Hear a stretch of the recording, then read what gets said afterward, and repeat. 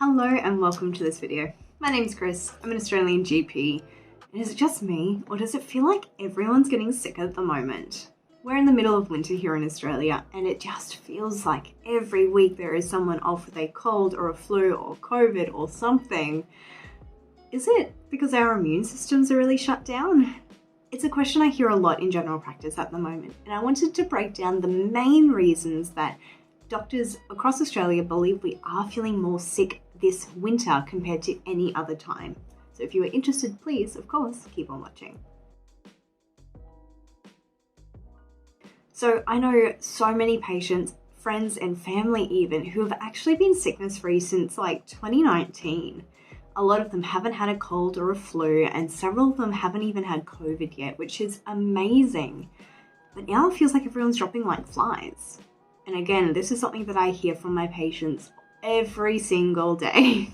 So a lot of people are now questioning what gives. Is it our immune systems are shut down? Is it because of the masks? Is it because that, it's the coldest winter we've had in a while? The short answer is no.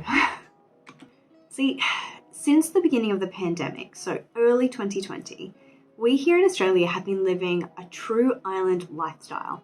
We have had no one come in until recent months, which I'll get into, for so long. Usually we have people coming in and out of Australia so often. We were a really big tourist destination, right? Except the pandemic kind of just shut all of that down. Traditionally, our influenza season, so again, colds and flus are separate. I'm going to talk about flu for a second. But our influenza season mimicked that from the Northern Hemisphere. So we would see that there was so much flu in the Northern Hemisphere, and people would travel down towards us because we're a bit warmer and we're amazing, and bring the flu with them. And of course, as the conditions became right for the flu to spread here, it became a bit colder, people were more huddled together, people were outside less, we would see then a big spike in our influenza rates. So again, we kind of mimicked the North for lots of reasons. So let's have a look at the stats. Australia's international border opened up in February 2022. Of course, there were always exceptions for things like getting overseas for work or for health reasons, but for travel, February this year, and we started to see a massive increase in influenza, again, just focusing on influenza right now, in March 2022. We had a bit of a slow start to the tourism industry. It didn't last long, and nor did our flu-free year. Let's also not forget that travel within our country, within Australia, has picked up a lot too. Thinking back to 12 months ago, there was a lot of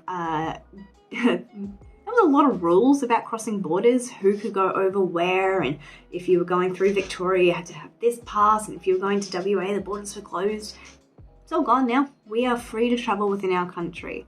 So we are spreading germs every time we travel, and this is a fact of life we've lived with for a long time. So if we're traveling more ourselves, and that's also just within our communities, we're not at home as much anymore. We're going into workplaces, we're going into shopping centres, we're going down to markets, to shows. We're more likely to pick up and also give other people our viruses. So not only are we seeing viruses being imported and spread around amongst ourselves, but we've also become a bit complacent when it comes to preventing the spread of viruses. So looking at COVID, 2 years ago, you couldn't really go out in public. You were wearing a mask everywhere you went. People were washing their hands constantly. At every door, there was a little pump to wash your hands. People were socially distancing, making sure that was 1.5 meters away from each other. COVID's not gone away. All of our viruses haven't gone away, but the rules have. And as a doctor, this is actually really frustrating. And I know this is echoed amongst my peers because this is purely a political decision. It's not really governed by any health evidence. We know that all of those things, hand washing, mask wearing, they really help.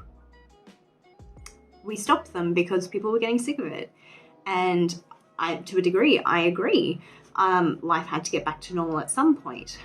But what's normal? Anyway, that's a whole other discussion. But why are you feeling that you're getting more colds and flus this season? Because it's been 2 years since we've been out and about together. It's been 2 years since we were walking around in the shopping centres without masks. We were travelling, we were seeing travellers, we were building up the tourism industry again.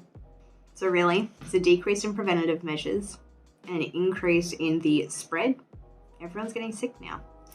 There's also a bit of argument to be had about the fact that we've not been exposed to these viruses. So now talking about the common cold, rhinovirus, adenovirus, human metapneumovirus, parainfluenza. So our immune system is lacking a little bit.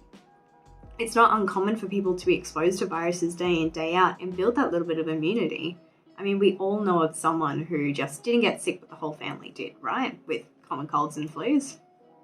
Maybe that they were exposed to it over and over again and their body was like, I know what to do. You don't need to build a fever or anything. We're good. I don't know though. This is just speculation. But it's multifaceted. So no, it's not that your immune system's shutting down. It's not that collectively washing hands and wearing masks has made your immune system go to poop. There's a lot of reasons why people are getting sick this winter. So what can you do?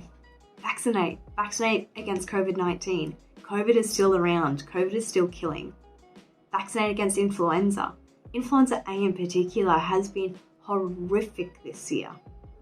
Keep wearing your masks, especially if you're not well, if you're going into crowded areas. Keep washing your hands and keep socially distancing when you can. Well, that's about it from me. I got a little bit ranty, sorry. If you have any questions, let me know down below. Don't forget to like and subscribe.